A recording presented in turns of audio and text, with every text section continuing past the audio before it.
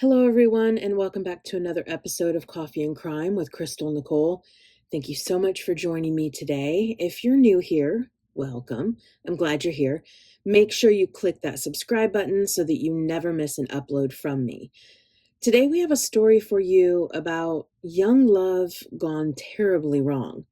Let's go ahead and get into the details of this episode today. So grab some coffee and let's talk some crime.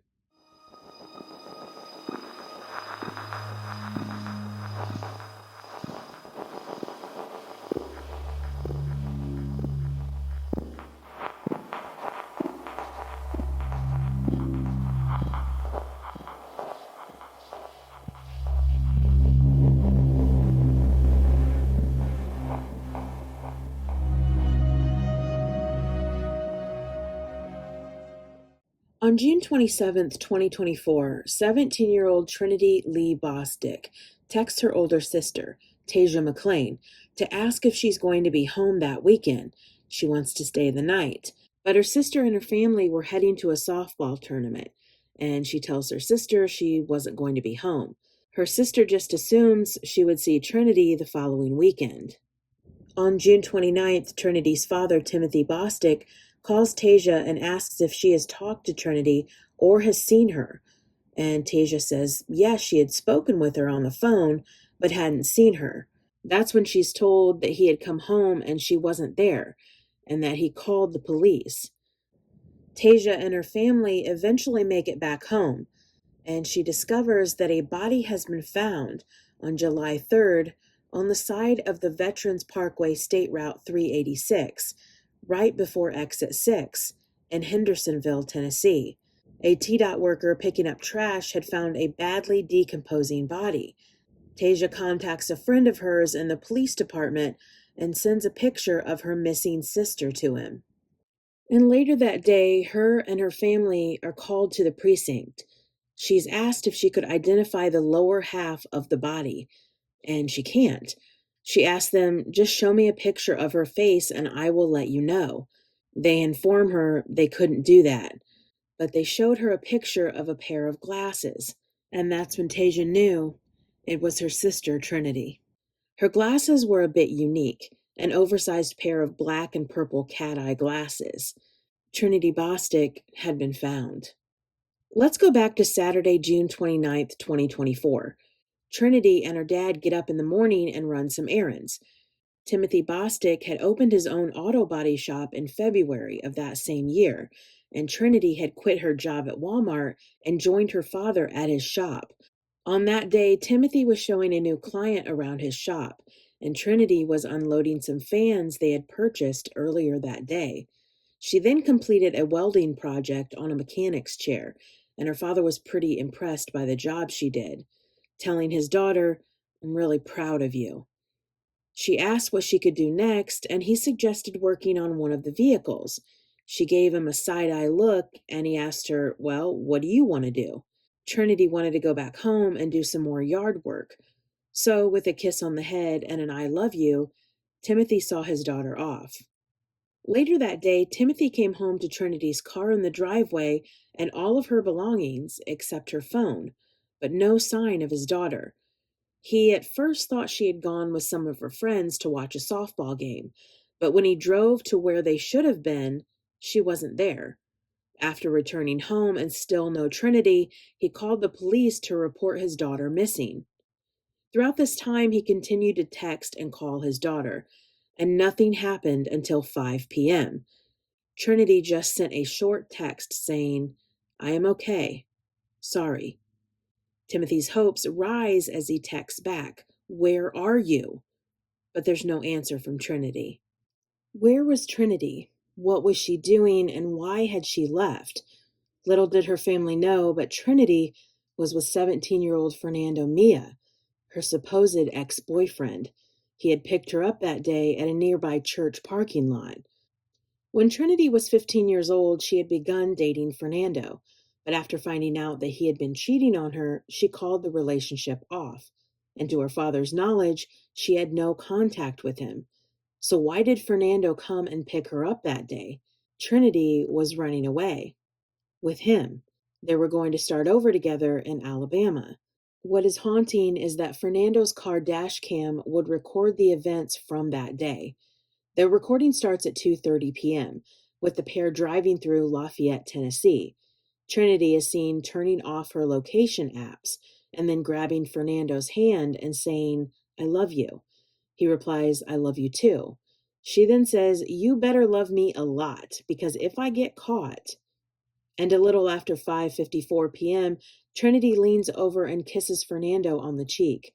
So on Trinity's last day alive, Fernando picks her up to seemingly start a new life with her. But he had other plans, and his car dash cam would record the last few hours of Trinity's life. They drive through Hendersonville, Tennessee. Then around 6:24 p.m., the couple continues to drive through Gallatin, Tennessee, apparently finding a vehicle they like, which they begin to track. Also at this time, Fernando grabs a dark hoodie and puts it on. Then he pulls a handgun out from underneath the driver's seat. You see, the couple had a plan. They were going to follow and steal a car, then run away to Alabama and live happily ever after. That was what Trinity was thinking and dreaming about. But Fernando was thinking only of one thing: getting rid of Trinity. As I said before, Trinity's body had been found and later identified through dental records. But the way she died is both haunting and humiliating. It was said in closing arguments that she was found laying on her back with her pants pulled down around her buttocks, and that she had been shot while on her knees or on the ground. Evidence showed Fernando had to be above her and that he had shot downward. The bullet traveled through her cheek, through her voice box, damaging her trachea and destroying her right shoulder. Between 10:09 and 10:13 p.m. was when Trinity took her last breath. Fernando would get back into his car after killing Trinity and begin to drive. And for some reason, he drives a short distance, takes an exit, and makes a U-turn. He returns to the scene of the crime around 10:20 to 10:33 p.m. He gets back into his car and returns to Gallatin, Tennessee, where at 11:25 p.m. he orders a Baja Blast Freeze from Taco Bell. The dash cam records a calm and unworried Fernando. This is the mark of an unfeeling and evil monster. On July 5th, a press release comes out on the finding of Trinity Bostic. Fernando is seen on his dash cam driving his car with his girlfriend in the passenger seat, the same seat Trinity was sitting in a few days before. A friend of Fernando's sends him a message saying, "They found your girl." And what does he do? He doesn't panic, doesn't sweat or start to shake from fear. He smiles and laughs. He then suggests that they stop by the site and acts as if he has no clue where it is. What a sick and pathetic boy. On July 6th, detectives search Fernando's vehicle, finding the gun wrapped in a shirt, and match the bullets to the ones recovered near Trinity's body. In his home, they find Trinity's debit card in his closet, her bag that contained her clothes. Then they find her AirPods. They take Fernando in for questioning with the large amount of evidence they now had. The following is an excerpt of that encounter with him. "Do you know Trinity?" What Trinity?" "Bostic." "Bostic, oh, the thing on the news. When's the last time you spoke to her?" 2 years ago." 2 years ago? Okay. Somewhere around there. You keeping up with her on social media or anything like that?" "Nah, she's blocked me on everything." Then, in another conversation, he's confronted with the evidence that the two had been in contact on June 29th. Fernando replies, "I mean, yeah, she called me." Detective, "Who's your girlfriend?" And he responds, "Michaela Taylor." A short time later, in another conversation, "We know that you're the last person that saw her alive." "No, I didn't see her. She called me." "She called you." "She said if she could stay with me, and I was like, no, my parents are here. She was just looking for a place, I guess." The detective tells him that Fernando did in fact pick Trinity up, but he claims to have been with his girlfriend the whole time. He continues to deny everything. The detective asks him again what happened that day, and Fernando replies, "How am I supposed to know? I'm not her." But eventually he does confess that he picked Trinity up that day, along with a mysterious guy named Jose. Fernando stated that the two were in the back of his car when Jose told him to pull over on the side of Highway 386 and that they had to go pee. So Fernando claimed to have pulled over and that he watched them go into the woods, but Jose was the only one who came out. Jose then makes him get in the passenger seat while he gets in and drives away. Fernando asked, "Bro, are you not going back for her? Isn't she your girl?" Jose responded, "She is my girl."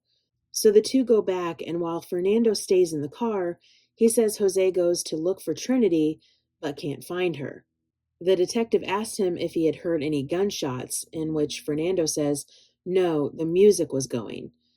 Of course, there was no Jose. There was only Fernando and Trinity in his car on that day. What was the motive? According to the prosecution, it was all because of Fernando's cheating, not just with Trinity, but with other girls, and there had been a pregnancy scare. On June 20th, Trinity texts Fernando and says, "By the way, I'm not pregnant from the last time. Just thought you should know." And he responds, "Okay, good." Then on June 25th, they begin a text conversation. Fernando asks, "You want to come with me?" Trinity says, "Yes, but I still don't have any money to go anywhere or anything. I just want to run away with you. Baby, just come with me, please. I need you." "What are you thinking of? Either conning people or just straight up robbing places?" "We could, but then the police could get my license plate number and then I'm effed. Unless we steal a car, then take my car back home and just leave with the stolen one." "That sounds a lot smarter, because I'm going to leave in a few days. I'm going to Alabama." So on Trinity's last day alive, Fernando picks her up to seemingly start a new life with her. But he had other plans, and his car dash cam would record the last few hours of Trinity's life. She was willing to follow him, to do whatever it took to be with him, even steal a car to drive off into the sunset.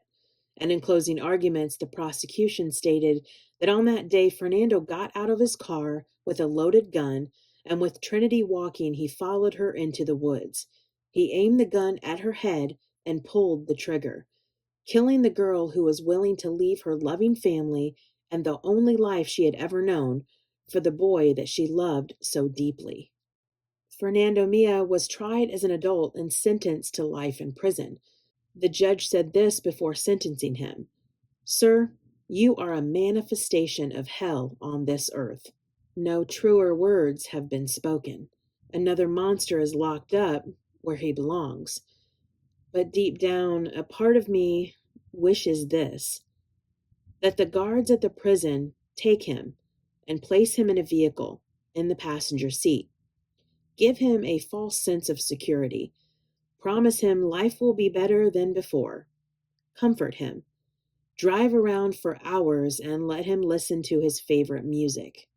Then pull off onto the side of Highway 386 and take him out of the car. Make him walk into the woods and make him drop to his knees.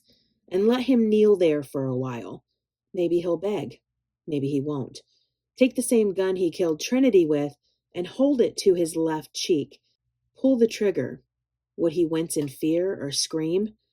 But don't kill him. No, no. Pick him up and take him back to prison. Continue to play out this scenario throughout his life sentence until he loses his mind. Or maybe one day he'll get used to this charade. He'll get comfortable with it. And maybe one day there'll be a bullet in that gun."